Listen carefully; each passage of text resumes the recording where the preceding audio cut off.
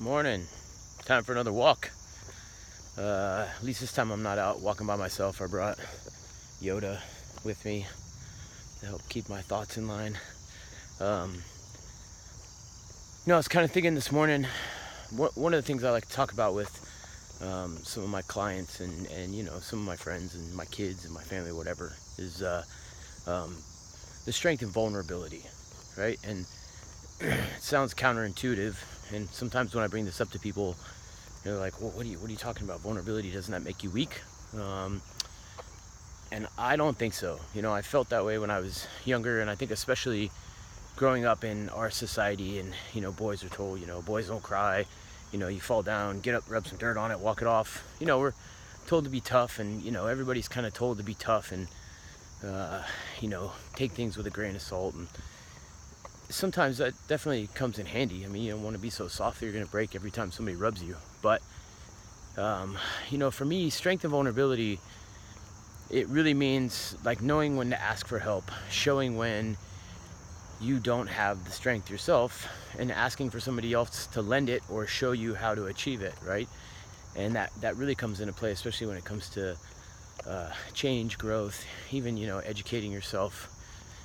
And I'll give you like an example. And when I really started to embrace the idea of strength and vulnerability, I really started getting it more through like all the years of training Brazilian Jiu-Jitsu.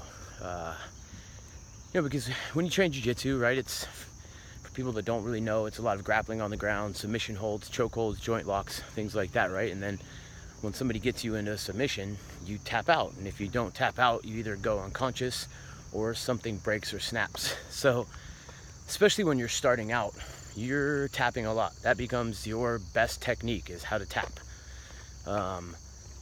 But when you tap, you're asking for somebody else's mercy. You're basically showing them your vulnerability and saying like, hey, you exploited my weakness. You've got me. Please let me go. Show me some mercy, right? And when that sort of clicked, it really made a big difference for me, because then I realized that, okay, the more that vulnerability gets exposed, the more that I'm not worried about tapping, because you get a lot of people that come in the beginning, they're like, oh God, I hate tapping. I'll have a white belt that I train with that I tap out, and I've been doing jiu-jitsu for almost 20 years, and I'll catch them in an armbar, and they'll be like, damn it.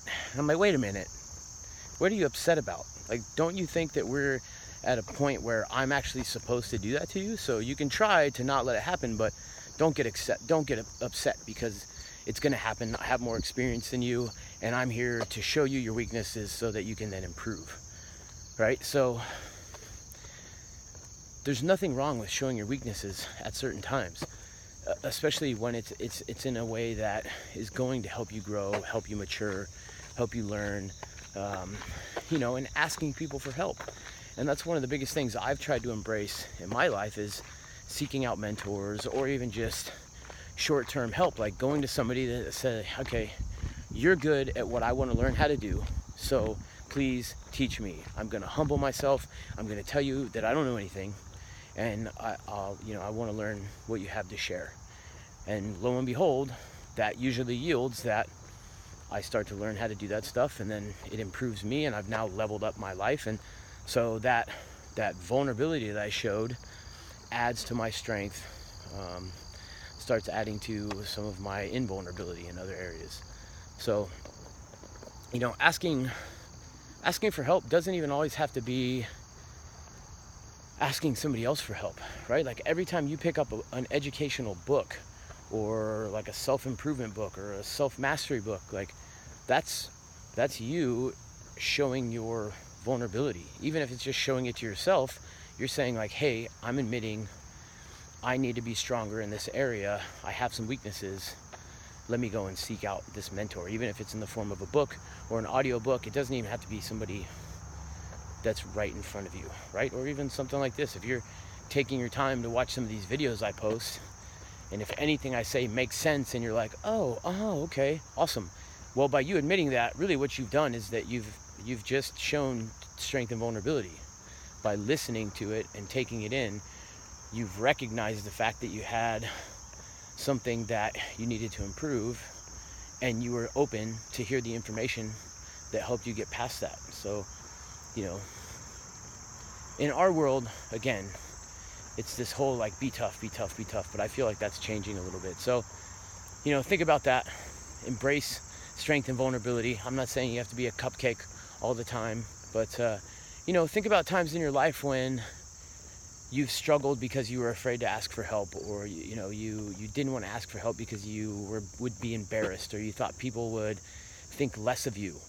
But then think about when you actually did embrace asking for the help, how much quicker those things got resolved, as opposed to when they didn't. So hopefully that makes sense. Keep it kind of easy this morning, but remember that strength in vulnerability. Yoda says he likes it. Have a good morning.